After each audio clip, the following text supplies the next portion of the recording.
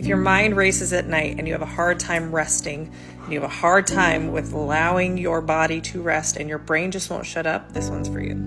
I was on a call with a client today. She's very successful. She owns a salon with 4 or 5 team members, and she has started to pull away from running the business and not being so heavily involved in the day-to-day operations of the business. And so things are starting to calm down, but her brain is freaking out, feeling guilt for not being at the business all the time, thinking her team is, going to judge her for living her life and running the business, not necessarily being in the treatment room. And she cannot let go of the to-do list in her head, because I asked her, what keeps you up at night? She's like, I'm constantly thinking about the financials, and I'm thinking about the team, and I'm thinking about all the things I have to do. I'm like, well, it sounds like you're not getting much sleep. She's like, I'm not. I was like, but you've pulled out of the treatment room. You've pulled away from the business. Things are heading in the right direction. What's going on?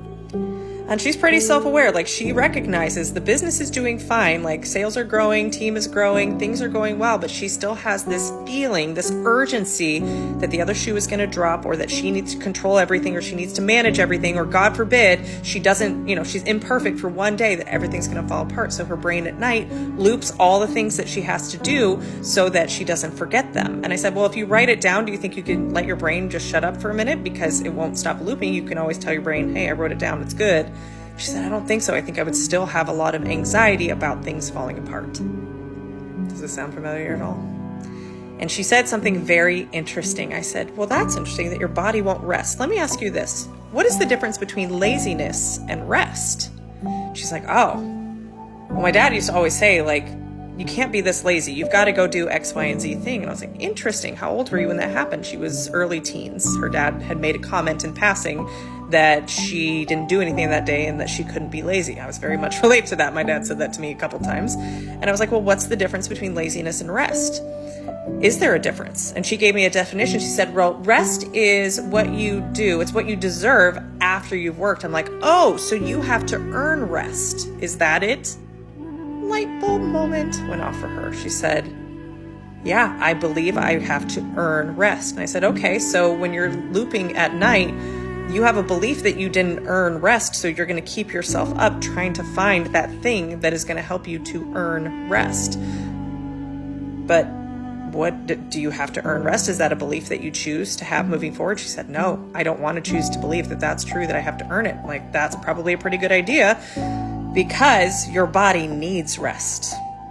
Your body requires rest. We cannot function at a high pace, at a high intensity for very long before our body is going to require that we rest, and will eventually get to the point where it forces us to rest by way of injury, disease, illness, and a slew of other things, and anxiety.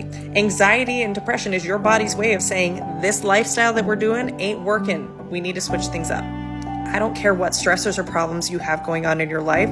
The answer is not more. It's not work more. It's not do more. It's not make more. It is probably rest first, because you cannot creatively problem solve for whatever it is you're facing in your life from the same mindset and the same sleep deprivation and the same lack of energy and cortisol pumping through your body that got you into the problem in the first place. So while the hustle culture and the belief that you have to do more and achieve more and work more and someday you'll get to rest is counterproductive, the work is in the rest. And hey, my name's Tara, and I'm on a mission to create a self-aware army so we can all rest just a little bit more, because what the heck are we driving so hard and so fast for? I don't know if you've ever understood dopamine and that good, happy feeling. It's in the pursuit of the goal, not once you actually reach the goal. Because once you get to that thing that you're trying to get out of, or that problem you're trying to solve, when you solve it or when you get there, it's a temporary state of joy, but then you're back into your normal state, which, if you're watching this video up to this point, is probably a high stress state. So something's got to change. Let me know if that resonates with you, if you are somebody who just constantly operates in high stress, or you really struggle with rest.